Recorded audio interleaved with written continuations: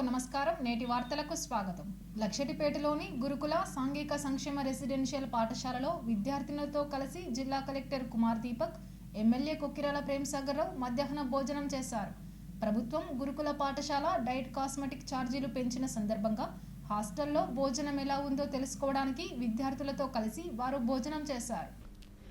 ఈ సందర్భంగా కలెక్టర్ మాట్లాడుతూ విద్యార్థులకు మంచి భోజనాన్ని అందించాలని సూచించారు. విద్యార్థులకు ఎలాంటి ఇబ్బందులు రాకుండా అధికారులు చర్యలు తీసుకోవాలని ఆదేశించారు. ప్రభుత్వం హాస్టల్ విద్యార్థుల సంక్షేమానికి కట్టుబడి ఉందన్నారు. అందుకే 40 డైట్ కాస్మెటిక్స్ ఛార్జీలను పెంచిందని, తద్వారా నాణ్యమైన భోజనం లభిస్తుందని అన్నారు. విద్యార్థుల ఆరోగ్యం విషయంలో అధికారులు అప్రమత్తంగా ఉండాలని సూచించారు. వైద్య సహాయం, వైద్య పరీక్షలు తక్షణమే అందే విధంగా చూడాలన్నారు. 40% డైట్ ఛార్జీలు పెంచడం విద్యార్థులకు ఎంతో ఉపయోగంగా మారిందని అన్నారు.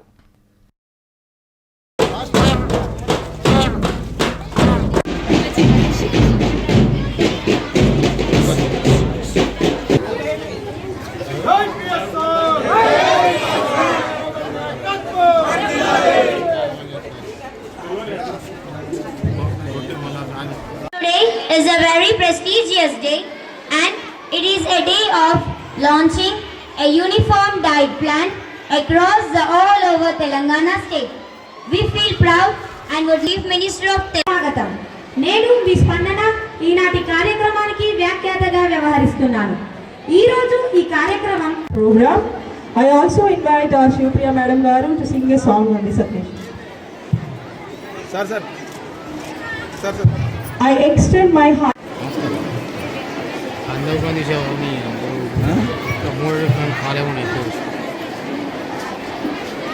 Market Committee Chairman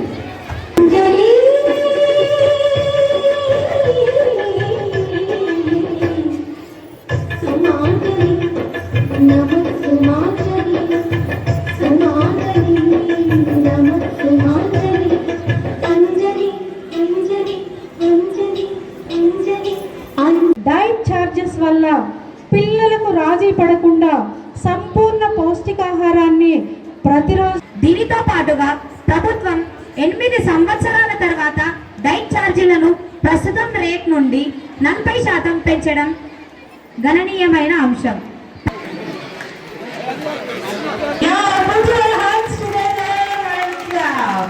This is our new common diet order and heartfelt thanks to our CM. Residential schools across the Telangana. और గౌరవనీయులు మంత్రి ఎమ్మెల్యే గారికి, DCO గారికి, ప్రిన్సిపల్ గారికి, వేదిక మీద ఉన్న అధికారులు, ప్రజాప్రతినిధులు, ఎలక్ట్రానిక్ మీడియా పిల్లలు అందరికీ నమస్కారం. సో ఈరోజు ఇప్పుడు ప్రోగ్రాంలో పిల్లలతో పాటు పేరెంట్స్ కూడా వచ్చారు. ఐ థింక్ ప్రిన్సిపల్ గారు క్లియర్గా చెప్పారు మనం ఏమేమి చేంజ్ తీసుకొని వస్తున్నాం. ఫస్ట్ థింగ్ అంటే డైట్ ఛార్జెస్ ఇంక్రీజ్ అయింది, దాదాపు 40% ఇంక్రీజ్ అయింది. ఫ్రమ్ 1st November ఇది ఇంప్లిమెంట్ అవుతుంది. దాంతోపాటు కాస్మెటిక్ ఛార్జ్ కూడా దాదాపు 200% ఎన్హాన్స్ అయింది. దాని తర్వాత ఫుడ్ సేఫ్టీ కోసం మన దగ్గర ఒక సెపరేట్గా కమిటీ ఉన్నాయి. టీచర్స్ తిన్న తర్వాత మాత్రమే పిల్లలు తింటారు. సేమ్గా క్వాలిటీ మానిటరింగ్ చేయడానికి పిల్లలు కూడా కమిటీలో ఉంటారు. మెస్ కమిటీ ఏర్పాటు చేసాము. అన్ని రకాల ప్రికాషన్ తీసుకున్నాము. రాష్ట్ర వ్యాప్తంగా ఒకటే మెనూ ఫాలో అవుతుంది. Same 75 made it 275, which is almost 300% increase. These are the things. This may look little smaller thing, but this will change the courage and the confidence in the children that this government is for them. This government is for them. We are with you. Definitely, we are all the time with you. I only request all the children. You joined here to become something else. So all the time you keep that law, the target in the mind, and your parents are whatever they have, they probably one time food they sacrifice for you people to make the you people to study. They are thinking that after once you complete the study, you will take care of the family and rest of your family members. With that hope, they made you to join this place. So that purpose, no time you should forget. You should always look at that. And one student, one children in the family, if she educates well and she becomes something, definitely that family lifestyle will change. That is what we in the society needed. We have to change the lives. We have to bring, there is a lot of people, even still, there are a lot of bottom of the pyramid people are there. So unless we bring them to the normalcy means level playing field, we have to bring everybody to the level playing. Then only this intricacies or differences or discrimination will go. Definitely this Congress government, our endeavor is to make that. We will definitely successful with all your support, and we would be supporting you left and center anytime, 24/7, whatever you want. We are there for you. As far as the education, children and faculty, teachers also I am telling you, any day, anytime, anything is required, definitely whatever best possible, I will support you, I will do it. Sarva Shiksha Abhiyan SSA ఉద్యోగుల సమస్యలను ప్రభుత్వం పరిష్కరించాలని CM Revanth Reddy వారికి ఇచ్చిన హామీని నెరవేర్చాలని మంచిర్యాల మాజీ MLA Nadipelli Diwakar రావు demand చేశారు. నస్పూర్లోని మంచిర్యాల జిల్లా కలెక్టర్ కార్యాలయం ఎదుట సర్వశిక్ష అభియాన్ ఉద్యోగులు చేస్తున్న సమ్మె 5వ రోజుకు చేరుకుంది. ఈ సందర్భంగా మహిళా ఉద్యోగులు కలెక్టర్ కార్యాలయం ఎదుట బతుకమ్మ ఆటపాటలు కొనసాగించారు. ప్లకార్డులు పట్టుకొని నిరసన వ్యక్తం చేశారు. సర్వశిక్ష అభియాన్ ఉద్యోగులు చేస్తున్న సమ్మె దీక్షలకు మంచిర్యాల మాజీ ఎమ్మెల్యే దివాకర్ రావు సంఘీభావం ప్రకటించారు. ఈ సందర్భంగా ఆయన మాట్లాడుతూ ఎన్నికల సమయంలో కాంగ్రెస్ ఎస్ఎస్ఏ ఉద్యోగులను క్రమబద్ధీకరిస్తానని హామీ ఇచ్చి ఏడాది గడుస్తున్నా ఇంతవరకు ఉద్యోగుల క్రమబద్ధీకరణ చేపట్టలేదన్నారు. రాష్ట్ర ప్రజలకు 6 గ్యారెంటీలు అమలు చేస్తామని హామీలు ఇచ్చిన కాంగ్రెస్ ఇంతవరకు నెరవేర్చలేకపోయిందన్నారు. హామీలను అమలు చేయాలని ఆందోళనలు చేస్తే నిర్బంధాలు, అరెస్టులు, కేసులతో ప్రభుత్వం భయభ్రాంతులకు గురిచేస్తుందని ఆరోపించారు. అనంతరం ఎస్ఎస్ఏ ఉద్యోగులు మాట్లాడుతూ తమను క్రమబద్ధీకరించాలని 5 రోజులుగా దీక్షలు చేస్తున్నా ప్రభుత్వం పట్టించుకోవడం లేదని ఆవేదన వ్యక్తం చేశారు. క్రమబద్ధీకరణ చేసేంత వరకు తమ పోరాటం కొనసాగిస్తామన్నారు. ఈ కార్యక్రమంలో బీఆర్ఎస్ నాయకులు మేరుగు పవన్ కుమార్, వంగ తిరుపతి, జాడి భానుచందర్, అడ్లకొండ రవిగౌడ్, పెర్క సత్తయ్య, కందుల ప్రశాంత్, పెరుమల్ల జనార్దన్, బండారి తిరుపతి, సాజిద్ తదితరులు పాల్గొన్నారు.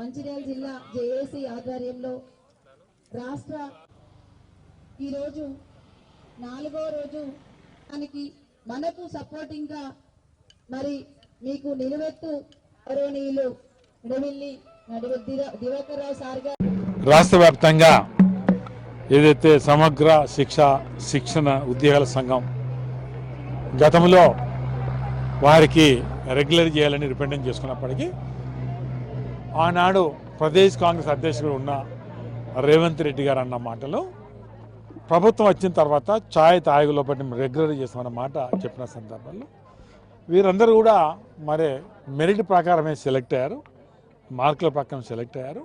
సమయం ఇచ్చేసి 9 మన సంబరాలు చేస్తున్న సందర్భంలో మరి మా సమస్య ఛాయ్ తాగులు చేస్తున్న ఆనాటి పిసి అధ్యక్షులు గారు, ఈనాటి ముఖ్యమంత్రి గారు రిప్రజెంట్ చేస్తే కూడా అల్లుకోలేదు, పలుకులేదు. రెగ్యులర్ చేయాలనేది మొదటి డిమాండ్గా వీళ్ళు పెట్టడమే కాకుండా బీమా సౌకర్యం కూడా చేయాలని డిమాండ్ చేస్తున్నారు. 10 లక్షల రూపాయలు వారికి బెనిఫిట్ కింద 20 లక్షలు ఇవ్వాలని, మరి విద్యాశాఖ నియామకంలో వెయిటేజ్ కల్పించాలని ప్రధానమైన వీళ్ళు డిమాండ్లు మరి పెడుతున్నారు. ప్రభుత్వం మేము బాగా చేస్తాము, ప్రజలకు ఎన్నో మేలు చేస్తాము, గత ప్రభుత్వము చేయలేకపోయిందని ఎన్నో నిందలేసి మరి అధికారం వచ్చిన తర్వాత వాళ్ళు 4 పనులు చేసి మంచి అనిపించుకోవాల్సిన బాధ్యత ఇప్పుడు కాంగ్రెస్ ప్రభుత్వంపై ఉన్నదనే మాట కూడా చెప్పడం జరుగుతుంది. మరి ఈ సందర్భంలో ప్రభుత్వం ఖచ్చితంగా ఈ సమయం వృధా చేయొద్దు, ఈ స్కూల్ బంద్ ఉండొద్దు, వీళ్ళని రెగ్యులర్ చేయాలని ఒక మంచి ఆలోచనతోటి ప్రభుత్వం ముందుకు పోవాలని కూడా నేను ఈ సందర్భంలో చెప్పడం జరుగుతుంది. అప్పుడు మన కేసీఆర్ ఉన్నప్పుడు 1000 పైబడి రెసిడెన్స్ స్కూల్ పెట్టి, కస్తూర్బా గాంధీ స్కూల్ పెట్టి విద్యాభివృద్ధికి ఎంతో కృషి చేసిన సందర్భాలు మరి అన్ని స్కూళ్ళల్లో మరి పిల్లలకి ఇప్పుడు వీళ్ళ స్థాయికి వల్ల పిల్లలు ఇళ్ళలో ఉండే అవకాశం ఉంటుంది. పిల్లలకు మరి వాళ్ళ భవిష్యత్తు, బంగారు భవిష్యత్తుకు ఇబ్బంది కలుగుతుంది. మేము వాళ్ళకు మద్దతు అంటే ఏదో వచ్చిపోవడం కాదు, వారు ఎప్పుడు పిలిచినా అప్పుడు మేము రావడానికి సిద్ధంగా ఉన్నాము. దానిలో ఏమాత్రం అనుమానం లేదు. ఇక్కడ పార్టీ పరంగా అనుకోండి, అయితే గతంలో ఒక ప్రజాపతి ఉన్న సందర్భంలో నేను మనం రావడం జరుగుతుంది. ఇప్పుడు ప్రభుత్వాన్ని నేను డిమాండ్ చేసేదల్లా, మీరు ఆనాడు మరి ఏదైతే వాగ్దానం చేస్తారో ఛాయ్ తాగే లోపల ప్రభుత్వం వచ్చిన తర్వాత మిమ్మల్ని రెగ్యులర్ చేస్తున్న మాట నిలబెట్టుకోవాలని నేను ప్రభుత్వాన్ని డిమాండ్ చేయడం జరుగుతుంది. గత 5 రోజుల నుంచి కూడా SSAలో పనిచేస్తున్నటువంటి ప్రతి ఒక్క ఉద్యోగి కూడా రోడ్డు మీదకి వచ్చి నిరసన వ్యక్తం చేస్తున్నటువంటి సమయాన్ని మీరు చూస్తున్నారు, ఆ సందర్భాన్ని మీరు చూస్తున్నారు. సార్, మేమందరం కూడా ముక్త కంఠంగా ఒకటే అడుగుతున్నాము, ఏంటంటే మమ్మల్ని క్రమబద్ధీకరించండి. మేము రోజు రోజుకి చూస్తున్నటువంటి విషయాల్లో క్రమబద్ధీకరణ అనేది మేమేదో ఆశపడే అత్యాశ కాదు.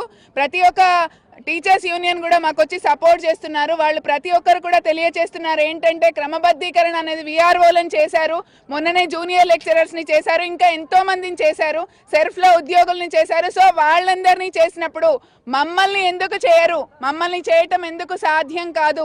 కాబట్టి తప్పనిసరిగా SSAలో పనిచేస్తున్నటువంటి ప్రతి ఒక్క ఎంప్లాయీని కూడా రెగ్యులరైజ్ చేయాలి అని మేము డిమాండ్ చేస్తున్నాం సార్.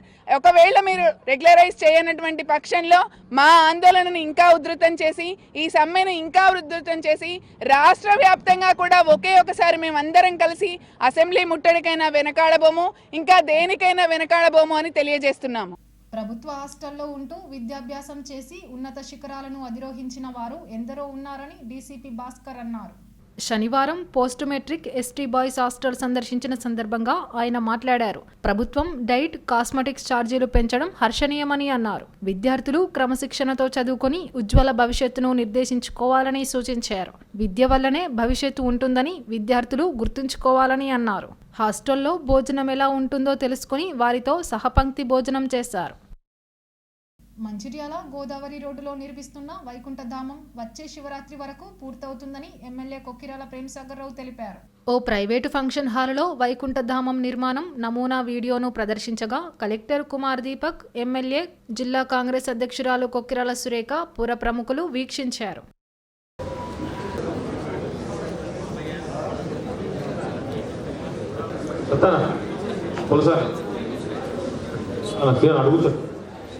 అది వాళ్ళకు ప్రెస్ వాళ్ళకు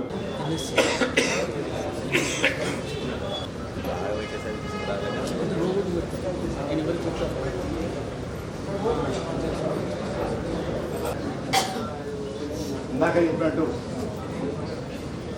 వ్యాపారస్తులకు చాలామంది విద్యావంతులు, అనుభవజ్ఞులు ఉన్నారు. మన నియోజకవర్గ అభివృద్ధి లోపలికి సంబంధం లేదు. నిన్న పేపర్ కొంత కన్ఫ్యూజన్ రాసిన ఇక్కడ విచ్చేసిన పెద్దలకి ఇది ఒక ప్రత్యేకమైన సమావేశం. ఇందాక సత్యమన్నట్టు ఇది మేధావులు చేరు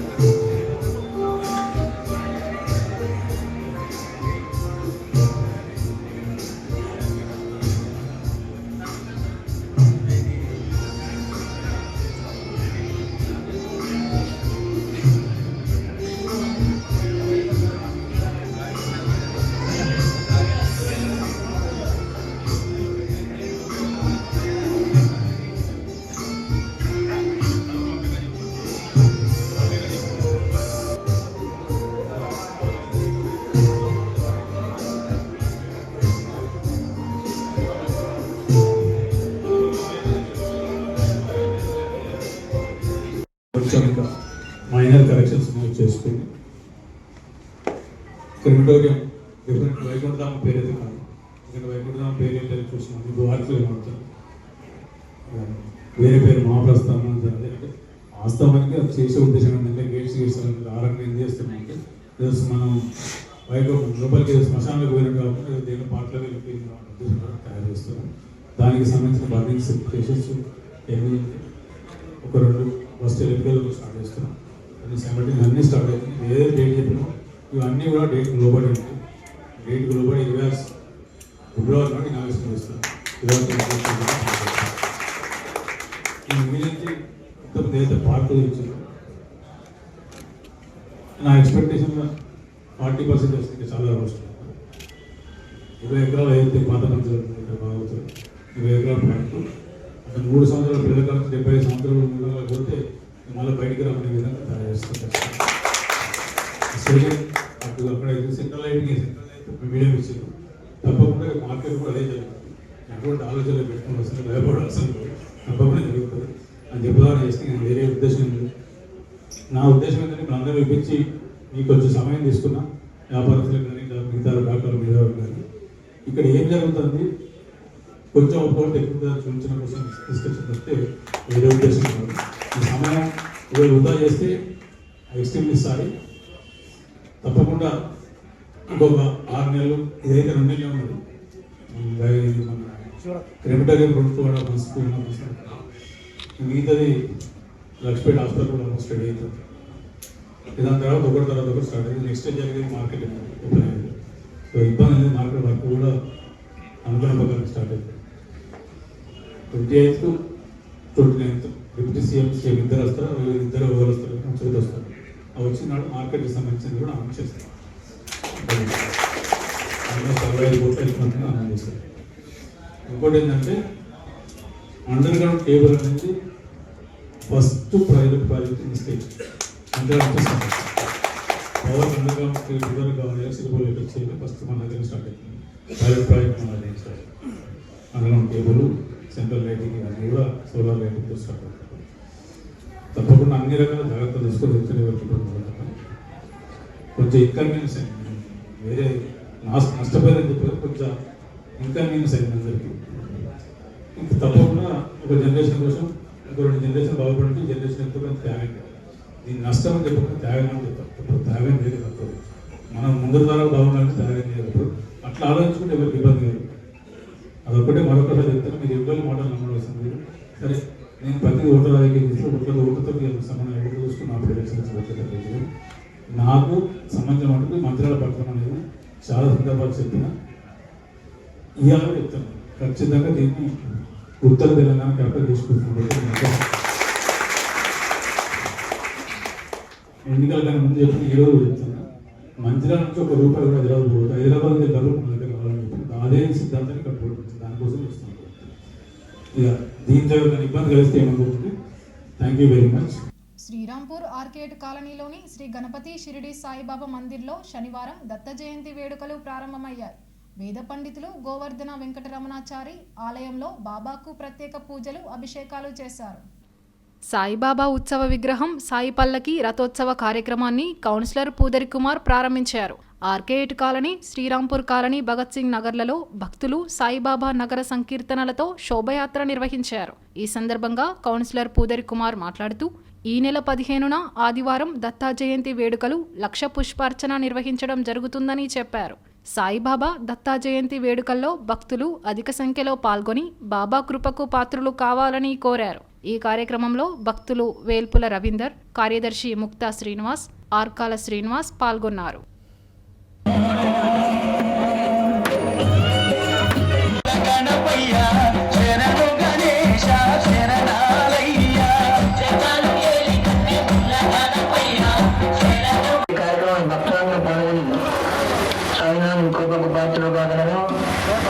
అదేవిధంగా రేపు శ్రీ దత్తాత్రేయ స్వామి జయంతిని పురస్కరించుకుని ఈ కార్యక్రమంలో భక్తులందరూ పాల్గొని